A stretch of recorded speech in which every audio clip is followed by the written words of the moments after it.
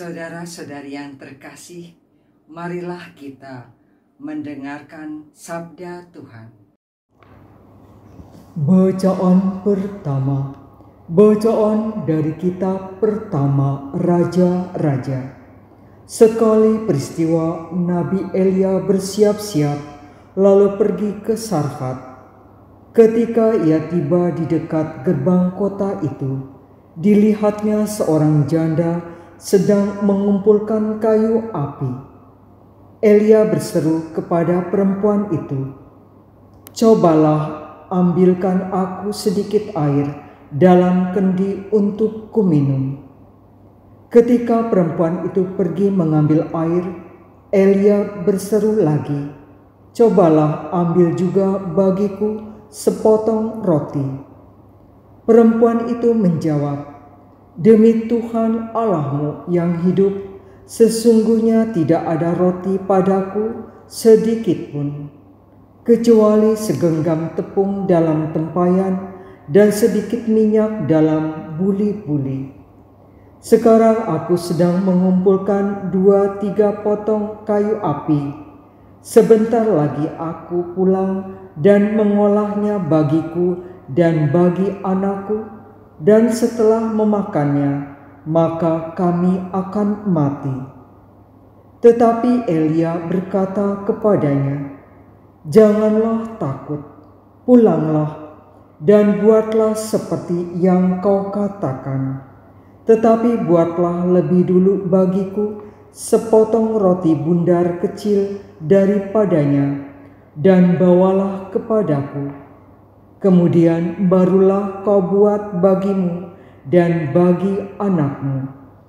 Sebab beginilah firman Tuhan Allah Israel, tepung dalam tempayan itu takkan habis, dan minyak dalam buli-buli itu pun takkan berkurang, sampai tiba waktunya Tuhan menurunkan hujan ke atas bumi."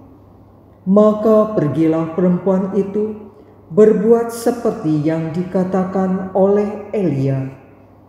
Maka Elia, perempuan itu, dan anaknya mendapat makanan beberapa waktu lamanya.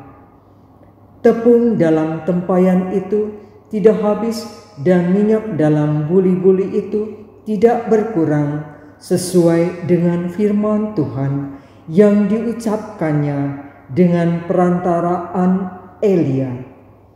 Demikianlah sabda Tuhan. Syukur kepada Allah. Bacaan kedua.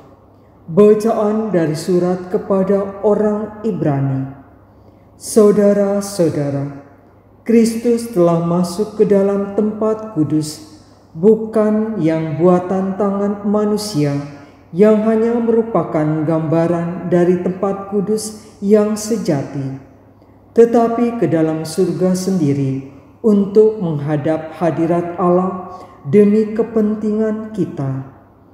Ia pun tidak berulang-ulang masuk untuk mempersembahkan dirinya sendiri sebagaimana Imam Agung setiap tahun masuk ke dalam tempat kudus, mempersembahkan darah yang bukan darahnya sendiri. Sebab kalau demikian, Kristus harus berulang-ulang menderita sejak dunia ini dijadikan. Tetapi sekarang ternyata pada zaman akhir ini, ia hanya satu kali saja menyatakan diri untuk menghapus dosa lewat kurbannya. Seperti manusia ditetapkan Allah untuk mati hanya satu kali, dan sesudah itu dihakimi. Demikian pula Kristus hanya satu kali saja mengorbankan dirinya untuk menanggung dosa banyak orang. Sesudah itu ia akan menyatakan dirinya sekali lagi tanpa menanggung dosa, untuk menganugerahkan keselamatan kepada mereka yang menantikan Dia.